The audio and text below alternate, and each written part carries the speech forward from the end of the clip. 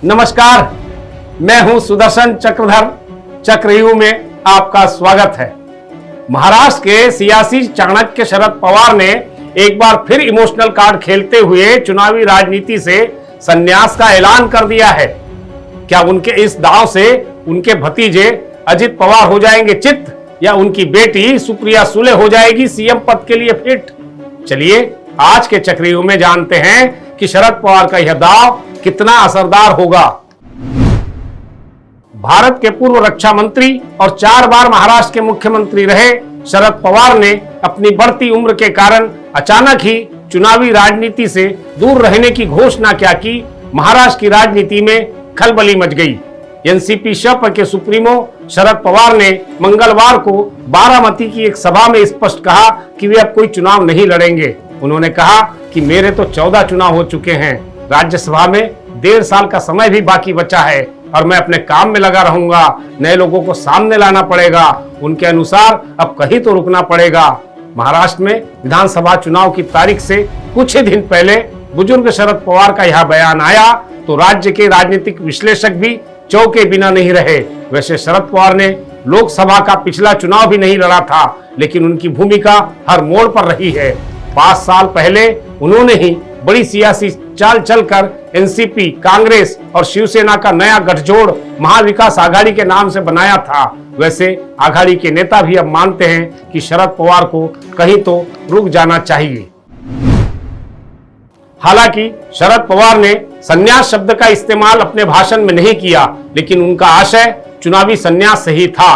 84 साल के शरद पवार ने कहा कि मैंने पहले 30 साल बारामती का प्रतिनिधित्व किया, उसके बाद अजित पवार ने 30 सालों तक यहाँ का विकास किया और अब आने वाले 30 सालों के लिए मुझे ही नई व्यवस्था करनी है। उनका आशय अजित पवार के खिलाफ युगेंद्र पवार को जीत दिलाने का था। शरद पवार ने आगे कहा कि विकास के लिए नजरिया अच्छा होना चाहिए, लेकिन दुर्भाग्य से केंद्र और महाराष्ट्र के सत्ताधारियों का नजरिया ठीक नहीं है। मैं गुजरात के खिलाफ नहीं हूं, लेकिन इससे महाराष्ट्र का नुकसान होगा, ऐसा हम नहीं होने देंगे। महाराष्ट्र चुनाव से बिल्कुल पहले शरद पवार के इस बयान से ऐसे भी कयास लगाए जा रहे हैं कि कहीं वे इससे कोई इमोशनल कार्ड तो नहीं खेल रहे हैं। इस बारे में सियासी सुरमाओं का मानना है कि इस इमोशनल कार्ड को खेलकर वे महाविकास आघाड़ी के नेताओं पर अपनी बेटी सुप्रिया सुले को भविष्य में मुख्यमंत्री बनाने का दबाव डालना चाहते हैं। तभी तो उन्होंने एक अवसर पर कहा था कि जब हमारी पार्टी सरकार में थी और मैं पार्टी के सदस्यों को किसी भी पद पर नियुक्त करने की स्थिति में था, तब भी मैंने सुप्रिया सुले को एक भी पद नहीं दिया था।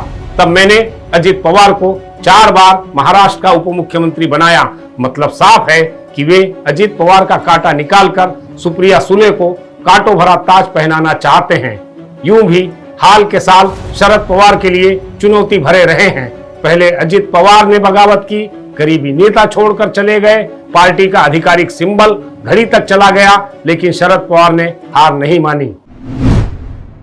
शरद पवार ने अपनी ताकत का एहसास गत लोकसभा चुनाव 2024 में करवाकर शानदार कमबैक किया। उनकी पार्टी ने 10 में से 8 सीटें जीती। महाराष्ट्र में सभी दलों से सबसे अच्छा स्ट्राइक रेट शरद पवार की पार्टी का ही रहा। उन्हें छोड़कर गए भतीजे अजित पवार को भी शरद पवार ने सबक सिखाया। अजित की पार्टी 4 में से सिर्फ 1 सीट ही जीत पाई। उनकी पत्नी सुनेत्रा पवार भी बारामती से शरद पवार की बेटी सुप्रिया सुले से चुनाव हार गई। इसके बाद से शरद पवार का पॉलिटिकल ग्राफ फिर ऊंचा होने लगा। 50 बार चुनावी चौसर बिछा चुके शरद पवार अब महाराष्ट्र में विधानसभा चुनाव की बिसात बिछा चुके हैं। वे महाविकास आघाड़ी के सबसे सीनियर लीडर हैं। उन्होंने इस बार चुनावी चौसर पर अपने सारे मोहरे भी सेट कर दिए हैं। भाजपा और अजित पवार भी उनकी चाल की तोड़ नहीं खोज पा रहे हैं। महाराष्ट्र की सियासत के इस असली चाणक्य ने चुनावी संन्यास के ऐलान से एक ऐसा इमोशनल कार्ड खेल दिया है कि बारामती ही नहीं बल्कि पश्चिम महाराष्ट्र के मतदाता भी भावुक होकर उनकी तुतारी की दुंदुभी बजाए बिना नहीं रहेंगे। आज के चक्रव्यूह में बस इतने ही पावरफुल पवार अगली बार फिर किसी नए मुद्दे पर करेंगे प्रहार। नमस्कार।